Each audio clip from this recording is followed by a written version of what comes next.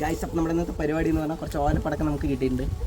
കിഡിലെ ഓലപ്പടക്കം നമുക്ക് നെമ്മാറിയുന്ന ഒരു ഏട്ടൻ തന്നതാണ് സാമ്പിൾ നോക്കാൻ വേണ്ടിയിട്ട്. ഇത് പൊട്ടിക്കലാണ് ഇന്നത്തെ വീഡിയോ. അപ്പോൾ നമുക്ക് നേരെ വീഡിയോ ഓക്കെ ഗൈസ്. അപ്പോൾ നമ്മൾക്കാണ് ഫസ്റ്റ് നമ്മൾ പൊട്ടിച്ച് നോക്കിയാൽ ഇതിൻ്റെ പവർ എന്താണെന്ന് അറിയുള്ളൂ. അപ്പോൾ നമ്മൾ ഒന്ന് പൊട്ടിച്ച് നോക്കാം.